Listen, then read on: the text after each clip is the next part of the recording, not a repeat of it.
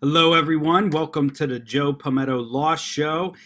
This is Sovereign Citizen Stories, Part 3. Today, we're going to hear the story about the fake lawyer in Canada and an individual I like to call the conveyor belt sovereign citizen. So, before we go into the stories, if you like my content, please subscribe, like, comment, and share. There's also a Patreon below where you can become a patron and unlock exclusive content.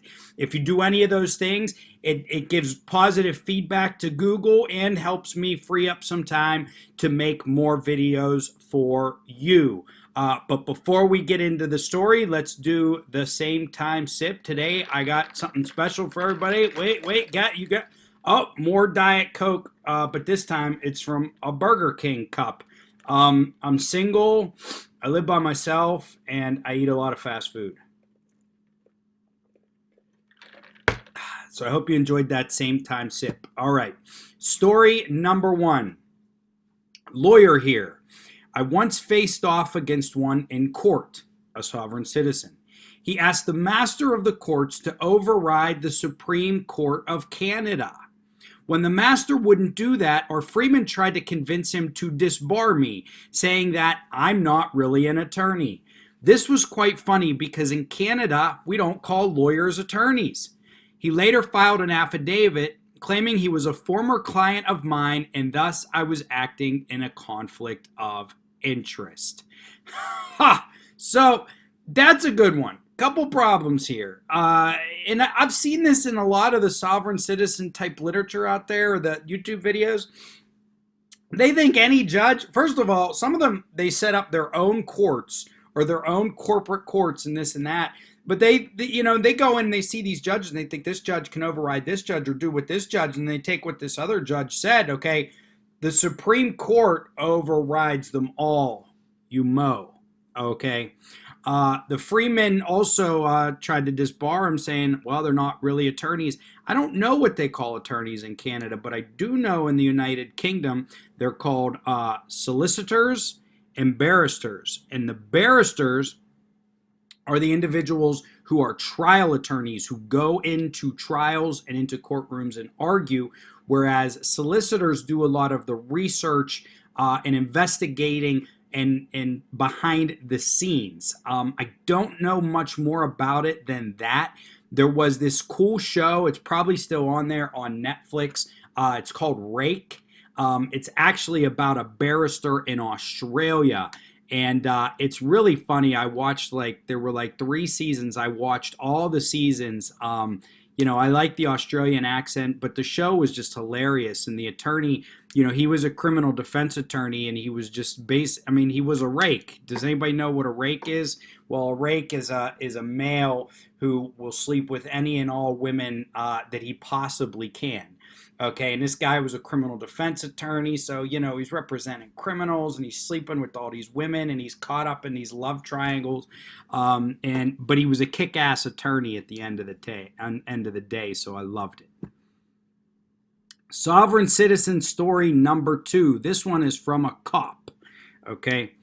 I've been very lucky, knock on wood, to not have to deal with many. I'm currently being sued by a sovereign citizen through an unrecognized as legitimate court, but so is every other person in the 100+ department. So I'm not just real concerned about it. He just decided to sue everybody. Because it works like that, I guess. Even cops like me who have never even seen him or knew who he was. The only other time I dealt with one was a very mild interaction in comparison to the ones you see on YouTube. I pulled a guy over for either expired tag or no tag. Can't remember now. I was like a first-year rookie. He was very odd throughout the whole thing, didn't have his license on him, used some alternate word like convey in place of driving. This I love. I love this. Like, we were conveying to the store. Classic sign of sovereign citizen. When I asked him for his birthday, he said, I don't know. So, of course, I'm like, what the F? Yes, you do. What is it? He goes, all I know is what I've been told. What? This is good. This is good. I can't remember anything about the day I was born. All I know is what people have told me. I thought about it for a second and was kind of amused. I was thinking, well, shit, what if my mom has been lying to me this whole time about what day I was born on? She totally could have pulled it off. I wouldn't have known any different. It's not like that old worn out birth certificate from the 80s is the most reputable looking document anyway. Joking, of course, though I'll never know for sure. I finally had to go the route of asking, okay, fine, when were you told you were born? And he immediately spit out a birthday.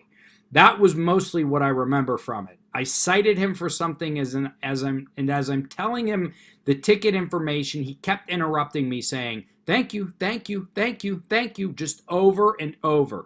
I finally just said F it and quit talking. I gave him his ticket and he left. I think he was still a sovereign citizen in training. End of quote. What do you all think? Was he a sovereign citizen in training? Well, yeah, it kind of sounds like he was. Number one, I like the conveying over traveling, conveying. I bet the word conveying is in an 1874 United States Court of Appeals decision. Well, let's just pull that language out and we just convey everywhere so we don't have to follow the rules. What you'll find, I can't remember who I was listening to. What you will find in most weird movements like sovereign citizens, cults, spin-off religions, flat earthers, 9/11 truthers, okay? And if you are any of those things, I don't mean for you to be offended. What I'm going to say here is actually positive, is there is an ounce of logic there. Any good conspiracy and or spin-off sort of ideology has an ounce of logic, right? It's true what he says. I can't remember anything about the day I was born. All I know is what people have told me. If you take that concept to the extreme, then you become a sovereign citizen and a flat earther, because you don't believe anything, okay, except for maybe what you have directly experienced or what you want to believe. Well, that's fine. If you believe that, go ahead. But what you're doing is you're denying the foundation and all the verification methods that exist that show you the world around you and how the world around you came into being. So, you can watch TV and say, oh, this isn't really happening because I'm not there. But there's so many safeguards and so many forms of verification outside of that, okay, that have taken place that if you wanted to, you could go and investigate, all right, that you can actually believe that information when you're seeing it. Now, you can't believe all of it, don't get me wrong, okay? But you also can't take it to this extreme about where you don't even accept the verification of your birthday. It's not a healthy way to live life, frankly. Listen, I'm very critical of a lot of things, of what I see on the news, et cetera, et cetera. But civilization and society has been built up over thousands of years. And, you could take the time out of your day and research the day you were born and, listen, when we go into court, what do? We take testimony from individuals, okay?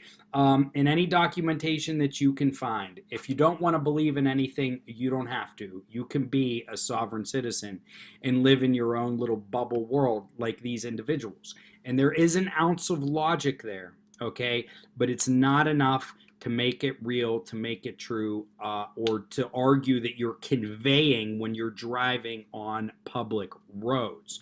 A lot of these guys that we watch, it's funny because they I'm sorry, what was I going to say here?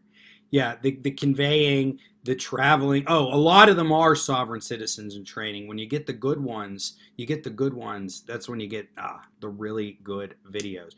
But I like that this officer said that he was being sued by the illegitimate court. They got these illegitimate courts everywhere, and they have a court out there. Why can't I just set up my court? It's the same thing that they're doing.